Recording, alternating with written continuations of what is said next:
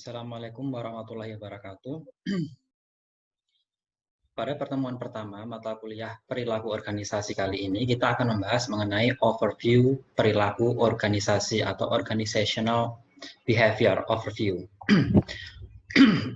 Pada bab 1 ini, lebih ditekankan terkait dengan pentingnya kita mempelajari perilaku organisasi. Ini adalah mata kuliah khusus untuk konsentrasi SDM, karena ini berkaitan dengan Human Resource Management. Nah, kenapa perilaku organisasi itu penting untuk dipelajari? Di sini kita akan mengenal mengenai perilaku positif maupun negatif. Dalam sebuah organisasi, pasti setiap anggota organisasi memiliki perilaku. Perilaku tersebut bisa berupa perilaku positif maupun perilaku yang negatif. Nah, pentingnya mempelajari perilaku organisasi, seorang manajer harus bisa mengendalikan perilaku karyawannya. Perilaku positif harus bisa dikendalikan supaya bisa meningkatkan kinerja organisasi. Perilaku negatif dari karyawan harus bisa dikendalikan oleh seorang manajer HRM agar berubah bisa menjadi perilaku positif, kemudian bisa mendukung kinerja organisasi. Itulah salah satu pentingnya mempelajari perilaku organisasi. Organisasi yang memiliki anggota heterogen cenderung memiliki perilaku individu yang beragam. Nah, ini susahnya. Sebuah organisasi ibarat organisasi besar, contohnya adalah negara seperti Indonesia, di mana sangat banyak sekali keberagaman yang ada di dalamnya. Bagaimana memanage keberagaman itu supaya keberagaman bisa menjadi sebuah power, kekuatan, bukan menjadi sebuah penghalang atau hambatan dalam maju atau berkembangnya sebuah negara. Organisasi juga demikian. Keberagaman itu tidak akan mungkin bisa dihilangkan, karena yang namanya keberagaman itu pasti ada, harus ada. Nah, bagaimana keberagaman tersebut bisa diselaraskan, bisa dikelola, bisa dimanage dengan baik agar bisa membantu kinerja organisasi dalam mencapai tujuan-tujuan yang telah ditetapkan. Yang pertama, saat kita mempelajari perilaku organisasi, kita harus memahami terlebih dahulu mengenai pengertian atau definisi perilaku. Kita akan membahas mengenai definisi perilaku dan definisi organisasi. Ingat, mungkin kita sering mendengar istilah perilaku, sikap, dan sifat. Perilaku, sikap, dan sifat. Apakah perilaku, sikap, dan sifat itu sama atau beda? Nanti akan kita jawab. Di sini disebutkan beberapa pengertian perilaku menurut beberapa para ahli. Di antaranya adalah Robert Witz dan Skinner. Robert Witz mendefinisikan perilaku sebagai tindakan atau perbuatan suatu organisme atau makhluk hidup yang dapat diamati atau bahkan dapat dipelajari. Di sini key-nya adalah dapat diamati. Perilaku itu dapat diamati dan dapat dipelajari. Sementara Skinner memberikan pendapat terkait perilaku sebagai respon atau reaksi seorang terhadap stimulus atau rangsangan dari luar. Artinya, orang berperilaku itu berdasarkan rangsangan dari luar. Contoh, perilaku malas. Ada rangsangan dari luar, karena mungkin lingkungan sekitarnya adalah orang-orang pemalas, sehingga dia malas.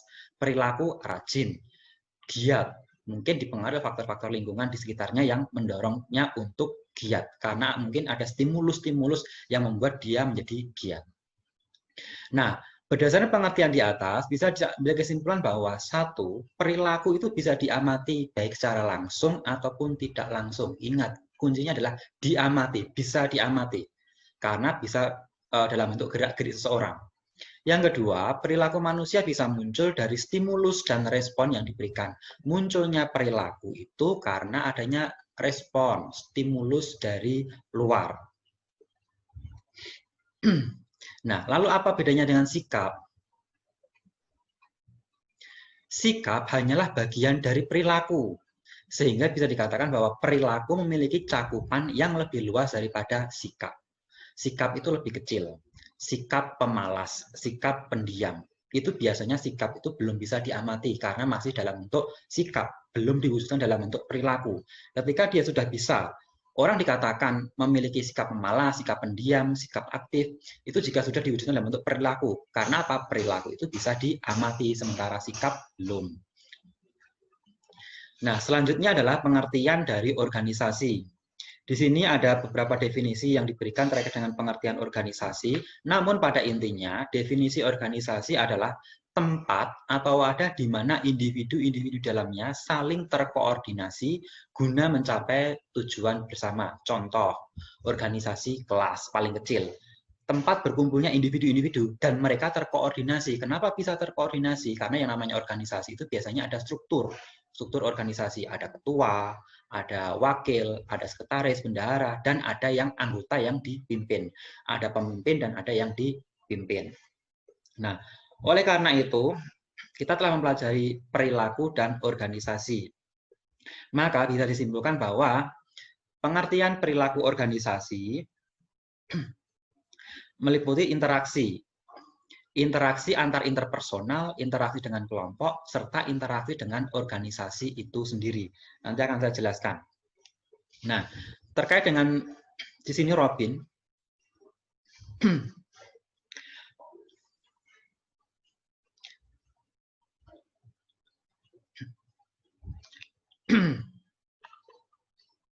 Robin dan Judge menyebutkan bahwa topik-topik perilaku organisasi meliputi motivasi, motivasi individu, perilaku dan kekuasaan, komunikasi, struktur, pengembangan, proses perubahan, konflik dan negosiasi, serta rancangan kerja. Nanti ini akan kita bahas di chapter-chapter berikutnya. Kemudian Kreitner dan Kinichi memberikan definisi perilaku organisasi sebagai bidang ilmu yang bersifat interdisiplin yang didedikasikan untuk memahami orang lebih baik dan bagaimana mengelola individu pada pekerjaannya. Ini penting, salah satu ilmu yang penting dalam SDM, terutama bagi mereka pemangku kepentingan seperti manajer HRD. Ini sangat penting karena mereka harus menangani individu-individu yang memiliki keanekaragaman perilaku. Ini sangat penting. Nah, pentingnya perilaku organisasi. Kenapa sih perilaku organisasi itu penting? Di sini ada beberapa poin. 3 alasan pentingnya mempelajari perilaku organisasi. Yang pertama adalah practical application. Hal ini berkaitan dengan pengembangan gaya kepemimpinan, pemilihan strategi dalam mengatasi masalah, seleksi pekerjaan yang tepat, peningkatan kinerja, dan sebagainya. Gaya kepemimpinan, contoh. Kita telah mengenal beberapa gaya kepemimpinan. Nah, seorang pemimpin itu harus tahu bagaimana perilaku anggotanya supaya dia bisa memimpin, bisa menyesuaikan gaya apa yang harus ia terapkan dalam memimpin organisasi. Jadi tidak boleh sembarangan karena gaya A tidak akan cocok dengan perilaku A. Gaya B mungkin akan cocok dengan perilaku A, semacam itu. Jadi harus dipahami. Kemudian pemilihan strategi. Ini terkait dengan strategi SDM perusahaan. Pentingnya mempelajari perilaku organisasi. Bagaimana cara mengembangkan kemampuan karyawannya. Itu harus dilihat dulu perilaku karyawannya. Apa karyawannya itu rajin, atau karyawannya pemalas, atau karyawannya itu acuh tak acuh, atau bagaimana. Itu akan menentukan strategi perusahaan. Yang selanjutnya adalah seleksi pekerjaan yang tepat. Contoh misalkan, seorang accounting itu tidak akan cocok diduduki oleh mereka yang memiliki perilaku yang tidak suka dengan numerik, tidak memiliki ketertarikan dengan angka-angka misalkan. Nah, ini terkait dengan seleksi pekerjaan yang tepat, semacam itu. Yang kedua adalah personal growth, atau untuk pengembangan personal individu karyawan. Hal ini menekankan pada aspek bagaimana memahami orang lain dalam sebuah organisasi. Sebuah organisasi harus bisa memahami perilaku karyawannya. Dengan memahami perilaku karyawannya, maka dia akan bisa melakukan pendekatan terhadap karyawan. Ketika bisa melakukan pendekatan dengan karyawan, maka karyawan tersebut bisa distimulus, bisa diajak untuk bekerja, sehingga perusahaan bisa mencapai tujuan-tujuan organisasi yang telah ditentukan. Yang ketiga adalah increase knowledge, meningkatkan pengetahuan. Hal ini berkaitan dengan kolaborasi pengetahuan tentang manusia dan pekerjaan. Jadi, mix and match. Right people in right place. Ibaratnya semacam itu. Jadi, orang yang tepat pada pekerjaan yang tepat. Contoh, seorang accounting, pekerjaan accounting itu tidak akan tepat diduduki oleh orang yang tidak ada ketertarikan, tidak ada punya kemampuan untuk menganalisis. Jadi ini penting, increase knowledge, mematchkan antara manusianya dengan pekerjaannya. Seorang pemimpin, pekerjaan manajer misalkan, tidak akan cocok diduduki oleh mereka yang antisosial, karena yang namanya manajer itu harus bisa merangkul atau berkomunikasi dengan baik dengan bawahan-bawahannya atau lingkungan sosialnya. Semacam itu. Nah, selanjutnya adalah model perilaku organisasi. Di sini ada beberapa model terkait dengan perilaku organisasi. Untuk model yang paling sederhana dijelaskan oleh Gerard Greenberg dan Robert Barons, Behavior in Organization. Di sini ada perilaku yang paling kecil, yaitu proses individu. Proses individu contohnya adalah etika kerja. Bagaimana seorang itu beretika dalam bekerja. Bagaimana seorang mahasiswa itu memiliki etika ketika mereka berada di dalam lingkungan kampus. Individu. Pada tingkatan etika itu tanggung jawab adalah individu. Selanjutnya adalah proses kelompok. Contohnya adalah komunikasi. Bagaimana komunikasi itu sebuah kelompok itu berkomunikasi. Apakah komunikasinya baik atau tidak? Sebagai contoh, jika suatu kelompok itu komunikasinya baik, maka kelompok itu bisa dikatakan akan berjalan dengan baik, kompak. Tapi sebaliknya, jika tidak baik, maka kelompok tersebut tidak akan berjalan dengan maksimal. Selanjutnya, proses organisasi. Contoh adalah struktur organisasi. Nah, struktur organisasi ini bawahnya adalah kelompok, bawahnya paling kecil adalah individu. Ibarat sebuah negara, paling kecil adalah lingkungan keluarga, RT, RW, kelurahan, kecamatan, kabupaten, provinsi, hingga negara. Semuanya memiliki unsur yang penting. Sebuah negara pun kalau individunya bermasalah, tentu saja akan berdampak pada negara itu sendiri. Selanjutnya adalah model yang disebutkan Stephen Robbins. Ada juga model yang dikemukakan oleh Gretner dan Kinnicky. Ada external environment, ada organisasi. Di sini lingkungan organisasi ini berada dalam cakupan cultural context atau lingkungan eksternal. Di sini ada manager dan organizational effectiveness. Ini nanti bisa kalian baca di dalam buku perilaku organisasi yang kalian miliki. Nah, sekarang kita menginjak ke tantangan dan peluang. Sebenarnya, yang namanya ilmu perilaku organisasi itu semakin tahun semakin berkembang. Dalam mempelajari perilaku organisasi, dalam mengaplikasikan ilmu perilaku organisasi dalam sebuah organisasi, itu juga memiliki tantangan tersendiri dan peluang tersendiri. Tantangannya apa?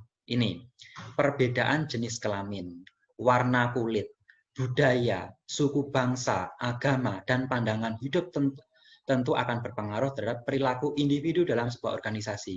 Ibaratkan kalian adalah seorang manajer, kalian adalah seorang pemimpin, di mana anggota kalian itu jenis kelaminnya berbeda-beda, ada laki-laki dan ada perempuan. Tentu saja perlakuan atau cara memimpinnya juga pasti akan berbeda antara memimpin laki-laki dan perempuan. Warna kulit yang kalian pimpin itu anak buah kalian itu dari Sabang sampai Merauke. Tentu memimpin orang Jawa dengan memimpin orang Makassar itu caranya berbeda. Tantangannya di situ. Budaya Sunda, kalian memimpin orang Sunda, orang Jawa Barat yang memiliki latar belakang budaya Sunda dengan orang Madura, dengan orang Jawa yang notabene budayanya berbeda, itu caranya juga sudah berbeda. Ini akan menjadi tantangan. Kemudian suku bangsa, lah ini biasanya di perusahaan MNC, multinational corporate, di mana karyawannya ada dari Eropa mungkin, Amerika, Asia, dan beraneka ragam, itu juga memiliki treatment tersendiri. Latar belakang agama, bagaimana toleransi itu dibangun di dalam sebuah organisasi, dan pandangan hidup. Nah, ini biasanya paling susah. Orang kalau sudah punya pandangan hidup tertentu, untuk mengubah pandangan hidup itu sangat-sangatlah susah. Istilahnya kalau kita mengenal adalah saklek. Orang kalau pandangan hidupnya sudah saklek itu, ya sudah, mengubahnya pasti akan susah. Nah, ini akan menjadi tantangan. Tantangan tersendiri dalam mengelola perilaku organisasi. Selanjutnya, tantangan dan peluang dalam perilaku organisasi. Yang pertama adalah merespon tekanan ekonomi. Ini nanti ada banyak sekali, kurang lebih ada 10-an. Akan saya jelaskan beberapanya saja, ada 11. Yang pertama, merespon tekanan ekonomi. Nah, seringkali tekanan ekonomi memberikan dampak buruk terhadap organisasi. Contohnya seperti penurunan jumlah produksi, pemangkasan jumlah pekerja, pemutusan hubungan kerja. Tekanan ekonomi akan berdampak, akan menekan pada organisasi. Organisasi tertekan, otomatis karyawan juga akan tertekan. Kalau karyawan tertekan, pasti kinerjanya pasti akan menurun. Nah, ini bagaimana? Ilmu perilaku organisasi bisa digunakan untuk mengelola perilaku karyawan agar kinerja karyawan tidak turun, tapi justru malah meningkat. Organisasi tertekan, karyawan tertekan, tapi kinerjanya bagaimana bisa meningkat. Inilah pentingnya peluang untuk mempelajari perilaku organisasi. Yang kedua, merespon globalisasi. Ini ada kaitannya dengan keanekaragaman tadi. Ada suku bangsa dan agama. Suku bangsa, budaya, agama. Contoh, jika kalian nanti memimpin sebuah organisasi di mana anggota organisasi kalian itu banyak suku, bangsa, dan ras, ini akan menjadi tantangan tersendiri bagi kalian untuk mengelola organisasi tersebut. Karena apa? Kalian ketika menerapkan sebuah aturan, itu harus melihat dari semua aspek. Tidak boleh dari aspek mayoritas ataupun aspek yang paling banyak saja, tapi kalian harus mempertimbangkan aspek-aspek anggota organisasi yang minoritas. Jadi tidak boleh mengabaikan yang minoritas. Selanjutnya yang ketiga adalah mengelola keragaman tenaga kerja. Ini seperti yang poin 2 tadi. Meningkatkan layanan pelanggan. Lah, bagaimana pekerja organisasi seringkali dituntut untuk berhubungan langsung dengan pelanggan. Sebagai contoh, perawat dokter, customer service, dan sebagainya. Perilaku organisasi diarahkan untuk menciptakan kepuasan pelanggan. Bagaimana perilaku karyawan tersebut bisa berdampak pada kepuasan karyawan. Kalau kalian bekerja pada customer service, bagaimana perilaku kalian itu bisa memuaskan karyawan. Customer service misalkan, nggak boleh mudah tersinggung, nggak boleh marah-marah, dituntut harus marah, ramah. Apapun kondisinya, seorang customer service haruslah ramah. Meningkatkan keterampilan. Ada juga inovasi dan perubahan. Lah, inovasi kan dan perubahan sekarang begitu masif. Perubahan yang begitu cepat mengharuskan organisasi melakukan inovasi-inovasi agar mereka dapat bertahan menghadapi persaingan. Perilaku organisasi harus diarahkan pada upaya-upaya menghadapi perubahan dan menciptakan inovasi yang sesuai dengan lingkungan organisasi. Intinya adaptasi. Bagaimana sebuah perilaku organisasi itu bisa selalu beradaptasi dengan perubahan dan inovasi yang terjadi. Kemudian yang ketujuh, mengatasi hal yang bersifat sementara, bekerja dalam jaringan organisasi, ini jaringan yang lebih luas, dikaitkan dengan teknologi. Ada juga membantu pekerja menyeimbangkan konflik kerja dengan kehidupannya. Ini bagi kalian yang sudah bekerja dan sudah berumah tangga, mungkin kalian akan menghadapi konflik antara kehidupan pribadi, rumah tangga, dengan kehidupan organisasi. Bagaimana kalian bisa menyelaraskannya? Sebuah organisasi, seorang manajer HRD, manajer sumber daya manusia, harus mengetahui kebutuhan dasar karyawannya. Oh, karyawan saya ini memiliki keluarga. Berarti beban kerja yang cocok untuk karyawan saya adalah segini. Saya tidak boleh memberikan beban yang terlalu tinggi kepada karyawan saya karena mereka juga memiliki kehidupan keluarga yang harus dipenuhi. Jadi tidak boleh berat sebelah. Ini penting karena apa? Akan berdampak pada kinerja. Jika seorang karyawan terlalu lama bekerja di kantor sehingga mengabaikan kehidupan pribadinya, itu nanti kinerjanya biasanya akan turun karena akan menimbulkan konflik.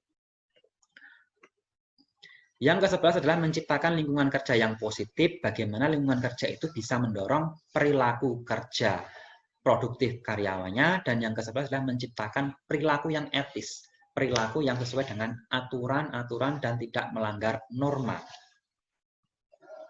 Manajer harus mampu menciptakan iklim yang sehat dalam organisasi agar para pekerja dapat menyelesaikan pekerjaan mereka sesuai aturan yang berlaku.